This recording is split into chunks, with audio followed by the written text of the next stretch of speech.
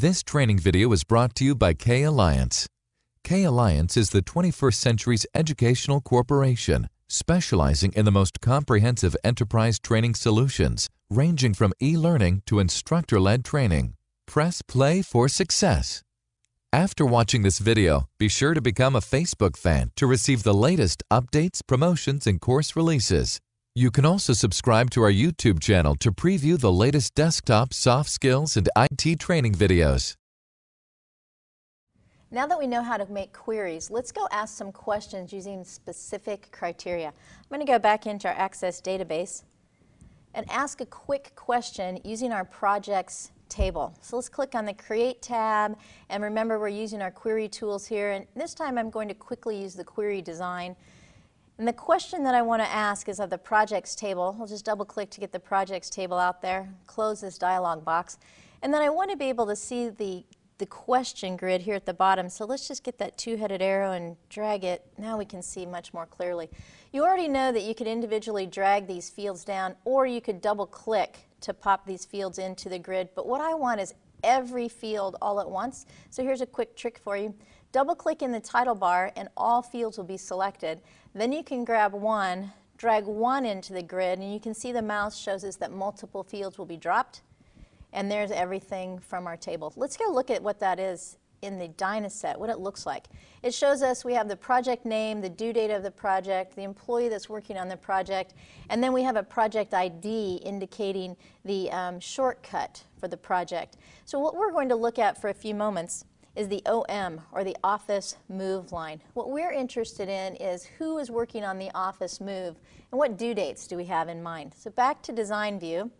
What we do here is we go down into the line, the first empty line in the question grid where it says criteria. That's the line that we're working on, and what you want to be sure of is that you click your mouse on that line below the column title that you want to ask a question with. So we want project ID, and the question we want is who's working on the OM, or the office move project.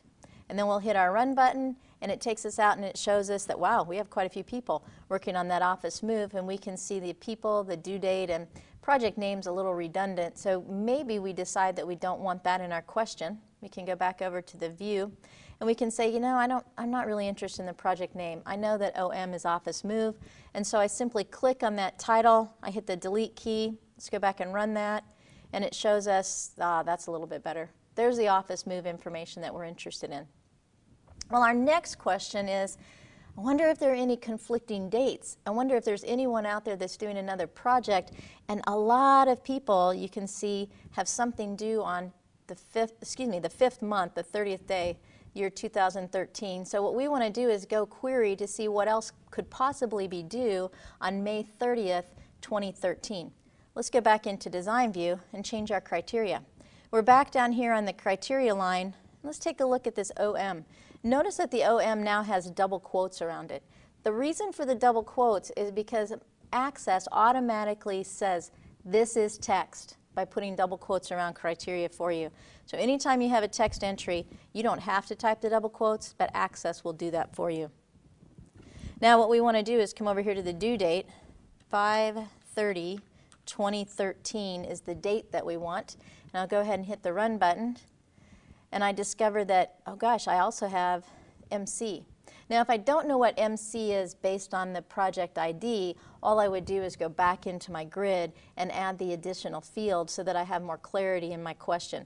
But really I just wanted to see if there was any conflict, and I discovered that just person 44 has one conflict on that day, and that was the question I had. So now that I have my answer, let's get back to the design view and take a look at what happened with the date. The text fields had the double quotes around it, and what we have here is the date field shows up with pound signs around it. Again, that's just a convention that Access uses to indicate the clarity of we have a date field. You don't have to type those pound signs, but there could be times when you need to for clarity, but Access will do it for you. Now remember, we wanted to add the project name in, and so if I double click on project name to add it into the grid, it adds it as the last field. But what I want is I want to be able to put it at the beginning, so I'll just get that little thick arrow, click, drag it over here, and now when I hit my run button, Now I have the perfect answer that I was looking for. I know the project name, the due date, the employee ID, and the project ID, so I can identify that it's the marketing campaign. Then I need to go check on a date to see if I can get person 44 with only one thing due on that day. So enjoy queries. They ask great questions for you. Get your criteria in there and find your answers.